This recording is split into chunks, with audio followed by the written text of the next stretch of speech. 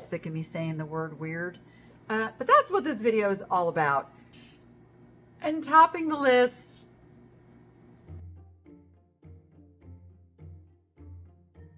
this is a piece of trench art. This became popular back in World War I.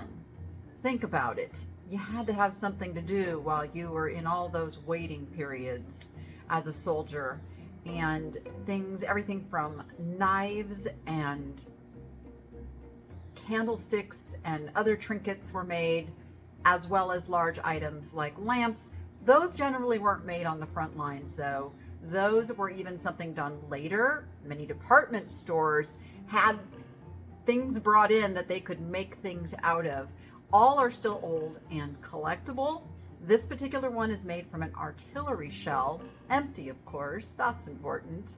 But it's a very collectible remembrance of what happened in our early years. I love this Shawnee corn pottery.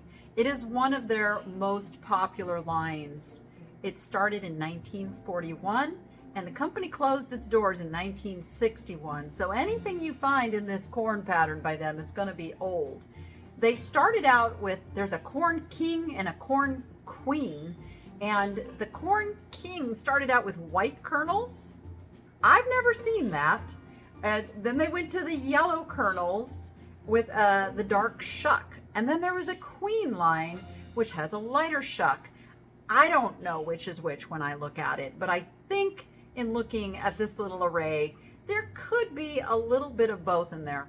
Both desirable, both really weird, but really cool.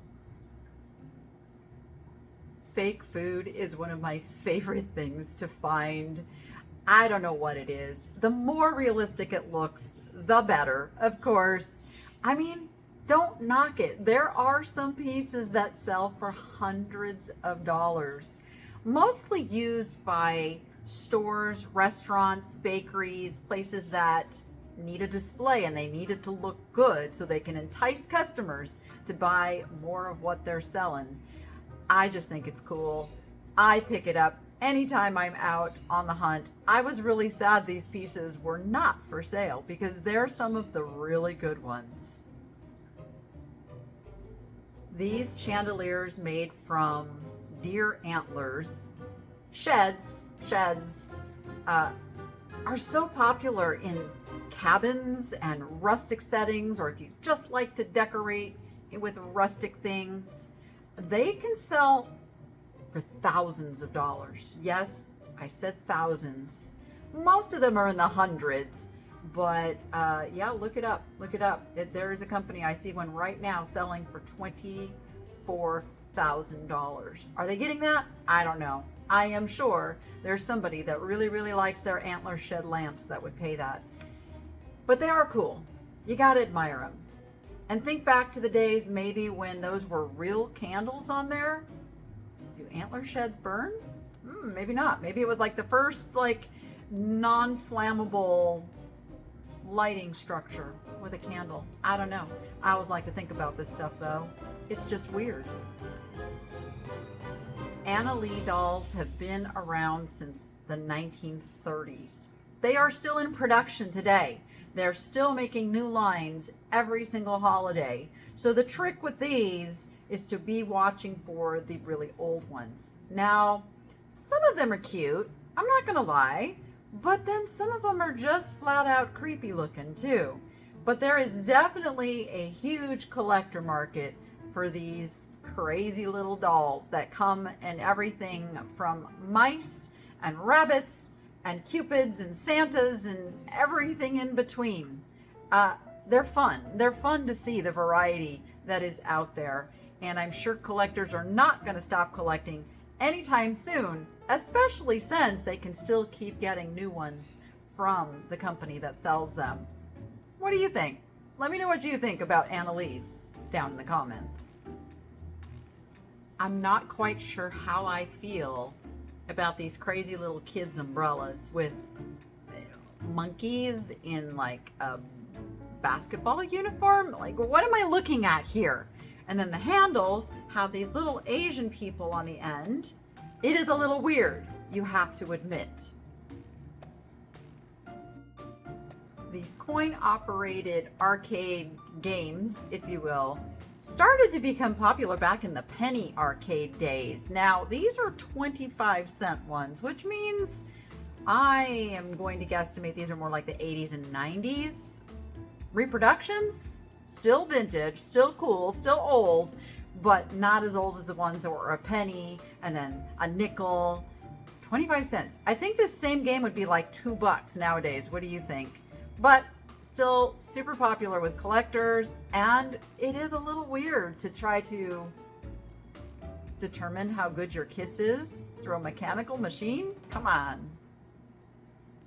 This lollipop was made by an artist named Elena Bulatova.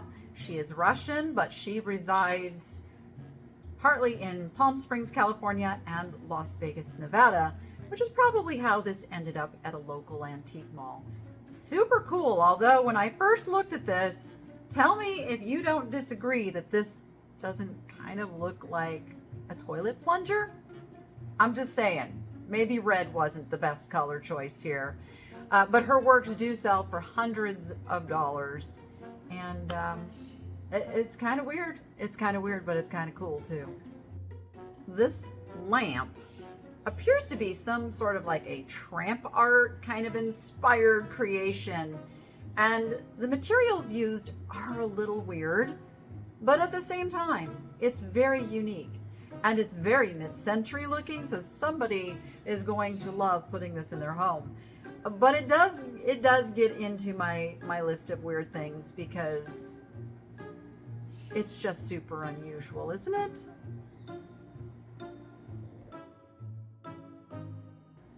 This is a Kinnara sculpture from Buddhist and Hindu mythology. Now it's part human, part bird, and kind of weird, you have to admit. But its purpose is to watch over you, keep you safe, if you will. So there you go. It does make it to the list of weird things, though. You gotta admit. Now, I am sure there is a lot of meaning behind the details of this sculpture. The big lips and the big nose and the big eyes. It's not my choice for decorating, of course, but I did find out that the use of the large nose in these sculptures often indicated something to do with male fertility. Take that as you will, but you gotta admit, it's a little weird. This piece had to end up in this video, not so much because it's weird. It's truly so unique. I think it's pretty wonderful. It does have a little bit of weirdness in it that 2 plates were used. I think I know why. I think it was a balance issue and a weight issue. So it was a really smart creator on this one. I'm trying to think like how I could do something like this myself, because I do find it pretty wonderful, more than weird. But I did need to I needed to get it in here. What can I say? These Brayton of Laguna pottery owls are such a classic mid-century modern form, but they do have a bit of a weird look for an owl, you must admit. But made in the 1940s into the 50s, they are super cool, but we're still going to show them here in this weird video. I think this piece probably speaks for itself in the weirdness realm. I mean, tell me that doesn't look like little sperms traveling around. I could be wrong, but that's what I'm seeing. What do you see on this one? Okay, I know they're angels. Don't get me wrong. I have nothing against angels, but you have to admit, the styling of these is a little weird. I mean, they would look super cool in a garden, and I know I'm treading on thin ice here with dissing an angel, but they're just weird, okay? All right, go ahead. Tell me why they're not. Tell me why they're not in the comments, but I had to put them here. Yeah, I did. Okay, you must confess, Oscar Mayer definitely had a fantastic marketing campaign with the Oscar Mayer Wienermobile. And then from that came all of the different merchandise, including these little whistles. Who remembers seeing an Oscar Mayer Wienermobile growing up? Actually, I think there's still some out there. It's pretty brilliant, because we remember it, even if we don't eat the hot dogs. Back in the days when ladies had their large powder boxes, just like covering up the tissue boxes, they wanted to cover those up too. Well, I think this swan kind of takes the cake for making it a little weird. I don't know, purple hair on the swan. Tell me what you think. She's weird to me. Now, I don't mind a nice gemstone tree. I know they're super popular. This one's just struck me as weird. I mean, it looks like that's wax falling off the side of the little stones. I don't quite understand this one and where the artist was going with it. So we will consider it weird. This is sequined fake food, and it's mid-century, and it was such a popular thing to have out on the table. I will confess, I did end up buying this one. The price was right, and I loved the fruit. I love the colors, so it goes into my weird Thenichelady shop category. It's for sale. These are lucite earrings with, I don't know quite what's on the inside of there. Is it wheat? Is it a grain of some sort? It's just a little weird. It's just a little weird. Okay, considering when this ashtray was made, and it was not cool for like women to really be seen smoking, she's come a long way, baby. This is made in Czechoslovakia, and it is literally not only a woman smoking, but a woman with, well, the way she's sitting there just wasn't appropriate for the time either. So this one is definitely weird. Just what we all want is a little machine, a mechanical machine to pick our next mate.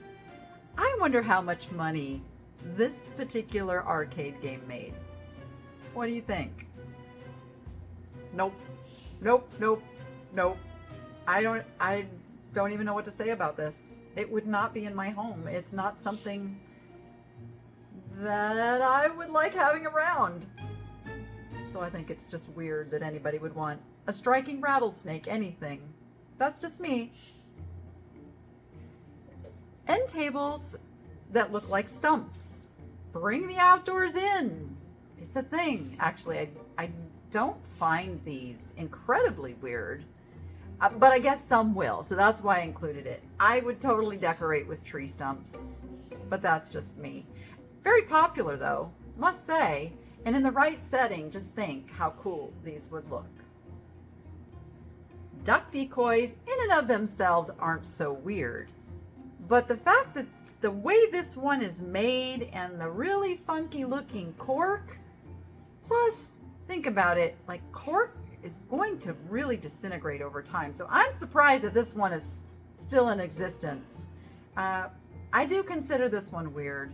And it's also weird that the duck would be fooled by this. I'm not sure what John Perry was thinking on this one. Why are there 4 surfing horses? Why? Why do horses need to be coming out of the waves?